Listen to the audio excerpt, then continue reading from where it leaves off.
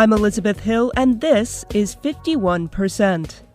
She was the only female comedian who stuttered in the stand-up comedy world when she began more than 10 years ago. Nina G. says that's likely attributable to a society that is not inclusive or accessible to those who experience this disability. She details her struggles and triumphs in her memoir, Stutterer Interrupted, The Comedian Who Almost Didn't Happen.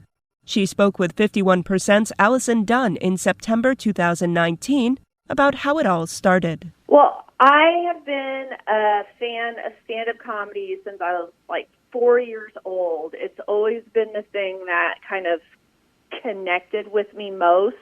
When I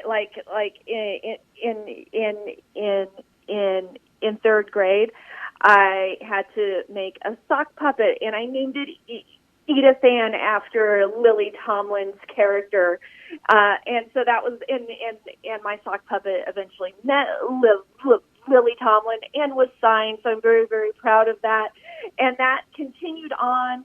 I loved comedians like Gilda Radner.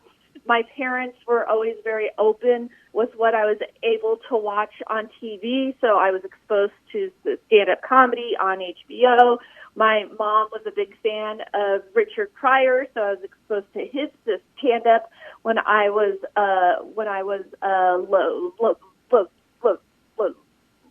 little kid. And so that nerdum just kind of turned into wanting to be a comedian when I was around 11 years old. But even though I started to write material and look for open mics, over the years that dream disintegrated because I'm a person who stutters, and I never thought that someone who stutters could be a stand-up comic. Who dispelled that? Was it you, surrounded by people who encouraged you? Was it someone else? Where did that voice come from, within or outside, about who cares that you stutter, go for it? Well, the dream died when I was 17, and it got picked back up when I was 35. So there was a big gap there. And part of what happened there was I went to a conference for people who stutter at the National Stuttering Association, and being around other people who stuttered really helped me to look at that and to challenge myself. And it's not like I was at the conference and was like, I'm going to start this stand-up comedy. But what I realized at the conference was how much I had relinquished space to other people. There's this thing when you stutter that you're interrupted all the time. Like, you'll try to get out a word and people just start to guess it, like it's The Price is Right or something, like they'll just burr. But what I found was that I had interrupted myself in terms of my dreams and my wishes, and how I was interrupting myself in conversations with other people and holding back because I didn't want to put the burden of my stutter on them. And when I went to that conference, I realized that as women, we tend to give up space. And as a woman who stutters, it felt like I was doing that double. And when I came back, I was determined to reclaim that space in many aspects of my life. And within 6 months, I got up on stage and told my first dirty joke. You know, I'm always looking to this idea of role models. You know, it's always important to see someone that looks like you, that you can envision yourself doing something similarly. And I'm interested to know, I mean, I imagine you are a role model for others, but you didn't have that because you were the first female comedian who stutters doing stand-up. So who are you looking to as role models? Was it just other people who weren't necessarily comedians, but in that space, as you said, that double space of a woman who stutters? So for me, the role models who I look to, and I think role models can be very, like, there were a lot of them that I looked toward when I first started doing stand-up comedy. For example, the first thing I did was I searched online to see if there was other stuttering stand-up comics, and there was. I found this guy, Jody Buller, who is still a comedian, and he tours everywhere and does a lot of professional speaking. So I was like, okay, I'm not the first one. This is a thing. And I watched his stand-up, and it was great to see somebody who talked like me, who was communicating and who was being funny and who was on stage. So that was important.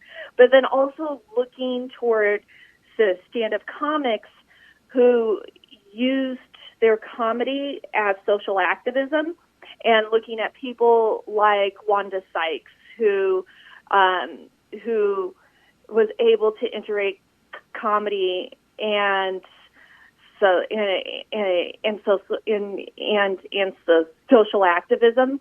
So that to me was a really important thing, and also people like Dick Gregory, who have been doing that for years and years. The first time you did stand up, how old were you? And then, kind of fast forward, how has your comedy evolved? And the reception to it, I hope, evolved. The first time that I stepped on stage, I was 36.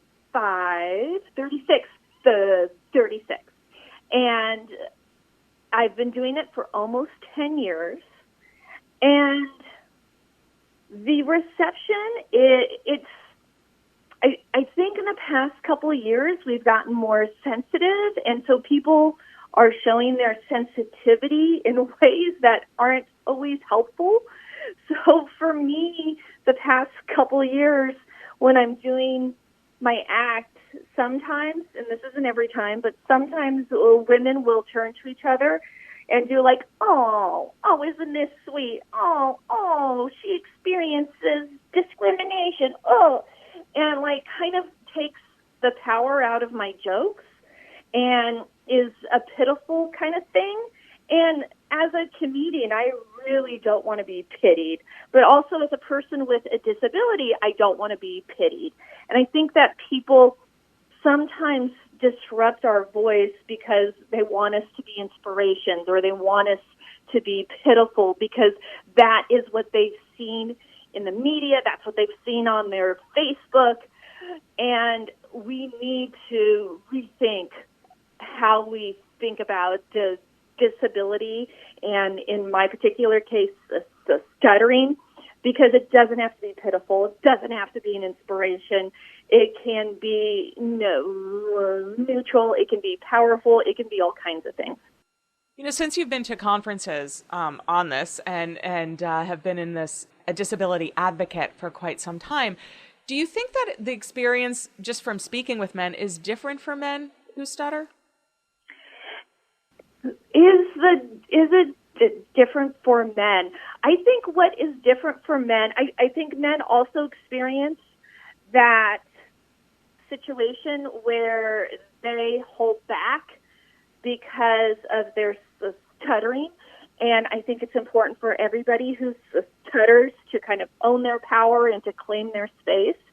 I think the difference between men and women, at least from my point of view, has been that sometimes I feel that I get a little more than my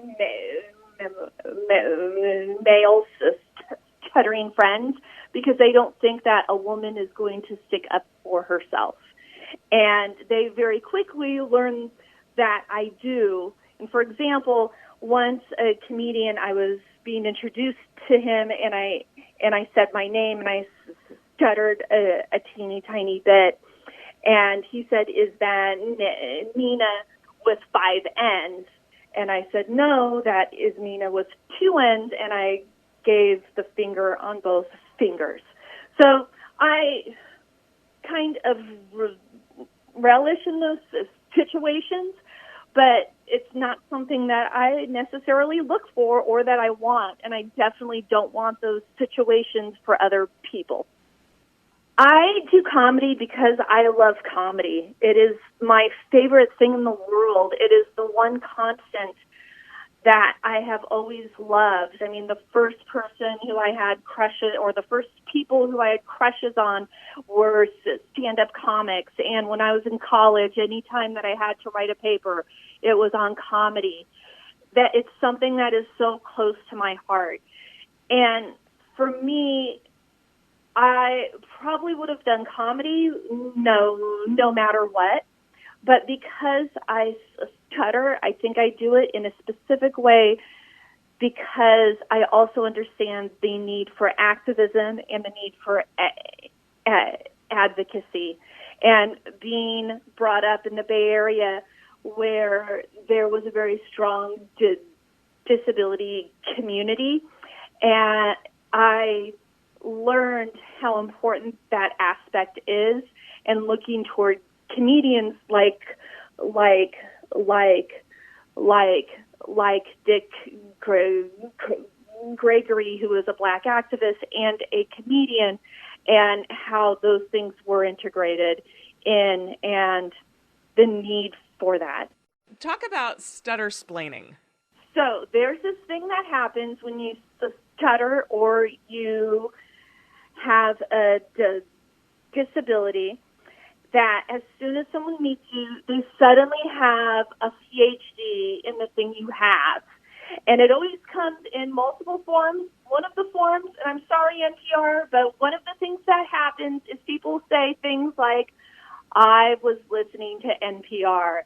And people automatically think that they have a master's degree in the thing that you have because they heard a segment on NPR. I also live near Berkeley, California, so this is amplified a bit. But just so everyone out there knows, just because you hear this, you only know a teeny bit about stuttering from one perspective.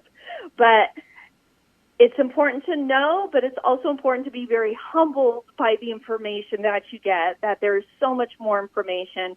And there's this other thing about stuttering is that people want it to be cured. People have advice all the time, whether it's slow down and breathe, as if we've never thought of that in the many, many years we have been stuttering. There are old wives' tales of how to cure things. People have told me to sing. The stuttering is thought to be related to a difference in the brain on the left side, and the left side is the language side of the brain. So when people sing who stutter, then they're fluent, or if they use kind of a different intonation or voice, then they don't stutter as much. And the best example there is Marilyn Monroe, who had stuttered, and that's why she talks like this, because she's able to bypass that part of the brain where stuttering was. And once I was talking to a guy about this, and I explained all of that to him, and then I did the voice, he said, that's very sexy. Maybe you should talk like that all the time. I was like, no, that's good. I'd rather stutter than to talk that way. And so for me, those are the examples of stutter-splaining that, like, you know, you're not an expert on this, even though your second cousin once removed stuttered. It's a different kind of stutter. Maybe they were hiding it from you more than you actually knew. So hold the advice. Just shut up and listen to all of the brilliant things that we have to say. That was comedian and disability advocate Nina G. speaking with 51%'s Allison Dunn.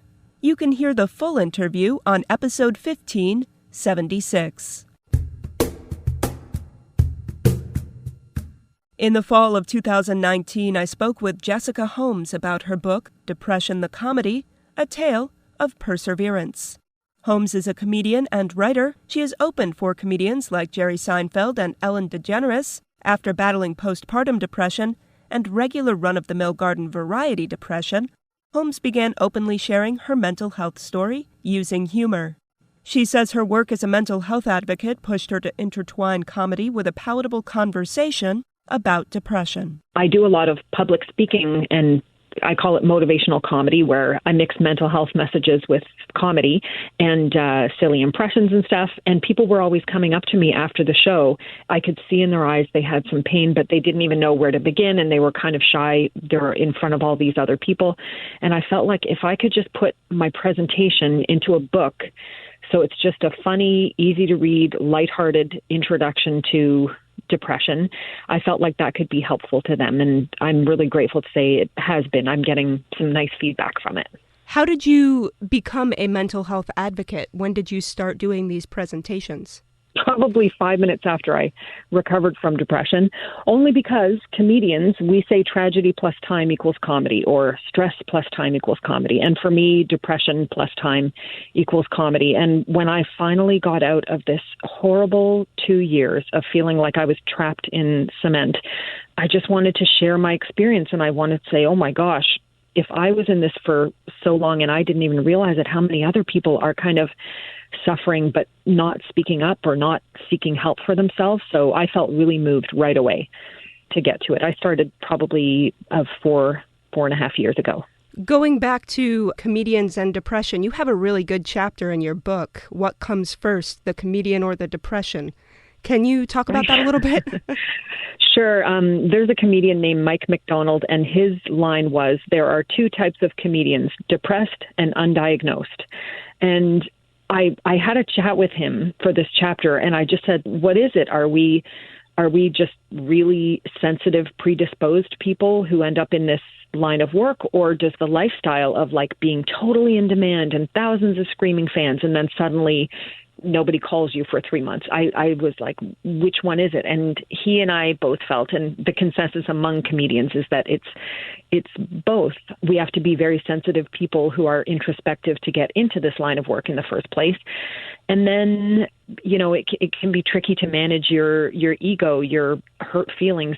There have been a lot of high profile. Obviously, Robin Williams would have been, the highest profile and comedian to go through that. But there are a number of people. Howie Mandel does a lot of work on behalf of mental health. The great thing is, though, now that we talk about it more, it's so much easier for people to identify what they're going through earlier and seek help. And then to know also that there's less stigma attached. You aren't necessarily, going to end your career by saying, I think there's something wrong with me and I need help. I'm curious to hear how you approached your treatment and what effects it did or didn't have on your family. Yeah. Okay. So first of all, I was really gung-ho to get treatment. I mean, it had been 2 years of me on the sofa. 6 months of it was the worst, where I truly, just between 9 and 5, I didn't want to get up at all. So that affected my family in that I was angry all the time. I mean, people suffer depression in all different ways, but my biggest telltale sign was that I was angry at myself and angry at the world because I couldn't snap out of it. I couldn't feel better. So my kids ended up making a scream chart where they would just give me an X anytime I would lose my temper. And I wasn't losing it at them. It's just like if I spilled the milk, I would cry and yell about it for 20 minutes. Like, it just doesn't make any sense. So when I did finally know what it was, I was kind of relieved because I felt like, oh my gosh, if I can get better, I can be like a normal mother. I can be a mother who doesn't cry when the milk spills. And I can be a normal wife who doesn't blame her husband's shoes at the front door for depression and stuff like that. So they have been incredibly supportive. And my daughter even recently did a project at school. She's 12 now. And she did a project on depression. So there's all kinds of compassion within the four walls of our home. And forgiving myself for that part was probably the toughest work that I had to do. But my therapist was of great help with that. The other part of your question was just about, how did I end up getting out of it and out of the depression? And that was a mix of many different things. And I had to try them over and over and over for about 6 months before I saw any change. Those are things like exercise, learning to talk to yourself in a loving, kind way, not comparing yourself to other people, staying off social media, getting excited about a goal. There's, the list is very long, and some things will work for people and some things won't. Yeah, I was really ready to get out of that depression. And did you find any of that harder because you are in the public eye as a comedian and as an actress? Well, I felt a bit embarrassed for the performances I had been doing when I was in the depression, because I could still suck it up for an hour a day or an hour a week if I knew, okay, I have to pay my mortgage, I have to do the show. But I was just doing tired, old material. And in my heart, I was so sad on stage, like on the verge of crying, but I would just put on a brave face and say, this is my greatest acting challenge ever. And I would, just bull through it. And when I came out of the depression, I just decided, okay, I never want to be that kind of performer again, who's just showing up and reciting lines. I want to get on stage and genuinely share what I'm feeling and be more authentic. And so I feel like there's a lot at stake. There's a lot riding on my mental health. It's my career, it's my family, and more than anything, it's my own feeling of well-being. So I do everything every day. I take good care of myself like I was living the dream senior citizen lifestyle. Early to bed, lots of rest, healthy food. Yep. Did you find that there was a different stigma for when you suffered postpartum depression versus when you went into this serious depression of 2 years? Do you know what? You're the first person to ask that, but it is an excellent question, and I actually did feel a difference. I had suffered postpartum depression after my second child was born, but I got it treated, and I felt like, oh, that was just about the baby. That was just about, that has nothing to do with me. It could have happened to anyone. But I felt more sort of shame with the run-of-the-mill garden variety depression I went through, because for that one, I felt like, oh my gosh, I think my head is broken. And people hear about that and they don't just write it off as circumstantial. I could feel sometimes people thinking maybe I was lazy, or it was because I didn't take good care of myself, or it's because I'm a flaky person. And so I've had to fight against that stigma a lot more. And I still have friends who, they love me, but I'm pretty sure they think depression is kind of a made up thing, illness. So I've dedicated the rest of my career to mental health, and I can't think of anything more important to me to get the message out, especially having lived through it. I mean, I'm so grateful for opportunities like this where I can just come out and say, you know what, depression is very real. It's the same as any other physical illness, but it affects your mind, and it's nobody's fault. And we should take care of our mental health, just like we were taking care of our oral hygiene. You brush your teeth, you take care of your mental health. We've discussed it throughout this interview. The stigma of mental health is changing, and it's better than it was, say, 10 years ago, even 5.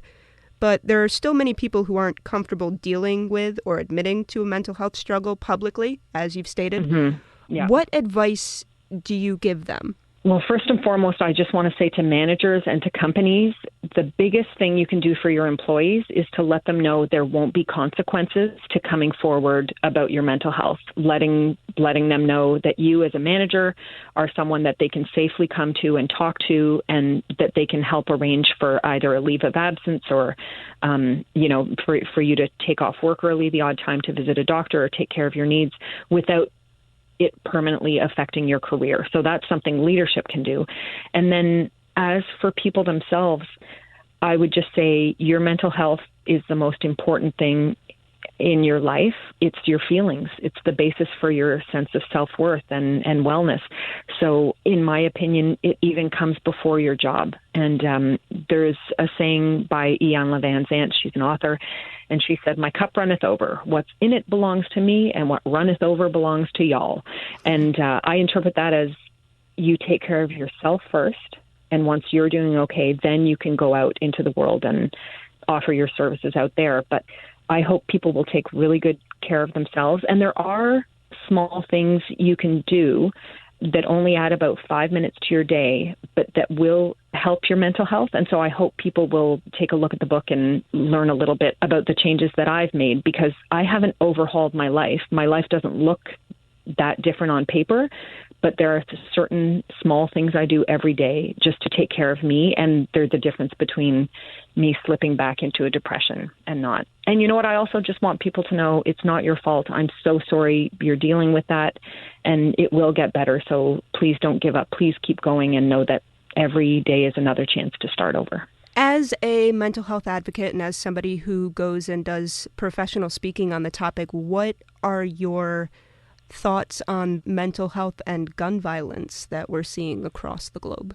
Yeah, that is really something tragic we're seeing in the news on a weekly basis right now. And I do feel that there has to be better access to mental health care. I think there has to be better screening. Like, for example, I went to see my doctor one day, and it was a GP, and I was there to get my thyroid checked, but I said, do you know what else I noticed? I I feel angry a lot. And they just said, oh, well, that's not my department.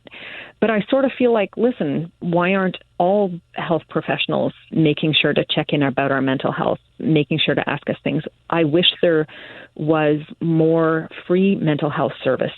I wish that more, particularly men, I wish more men would speak up about their mental health journeys, to kind of give other men permission to do the same, and to know that you can still be manly, you can still be strong, and also try and deal with emotional pain that you're suffering. I think the mental health care and reducing the stigma and increasing services would go a long way. That's my 2 cents. Lastly, how has the healing continued for you through your comedy? Mm-hmm. You know what? Every day I just want to find an authentic way to be funny and to make it about mental health, to heal the audience. And that's why last year I decided I'm not a comedian. I'm a motivational comedian. I'm a comedian who wants to help people through laughter and through healing. So I find it exciting to have that goal, and to know that I can, listen to an Oprah audiobook and then kind of find some material out of that, so that you're making people feel good kind of on 2 fronts. But absolutely, there's so much work to be done in terms of making people more aware about mental health, and how easy some of the little things are that we can change in our day to help us have a better sense of well-being. And so if I can put that in between a joke or two, a little knock-knock joke here and there, then I will totally keep doing it. That was comedian and mental health advocate Jessica Holmes. Thanks for joining us for this week's 51%. I'm your guest host, Elizabeth Hill. Thanks to Ian Pickus and Tina Rennick for production assistance. Our executive producer is Dr. Alan Chartok. Our theme music is Lolita by Albany-based artist Girl Blue. 51% is a national production of Northeast Public Radio. If you'd like to hear this episode again or share it with your friends, sign up for our podcast or visit WAMC.org. And don't forget to follow us on Twitter, Instagram, and Facebook at 51% Radio.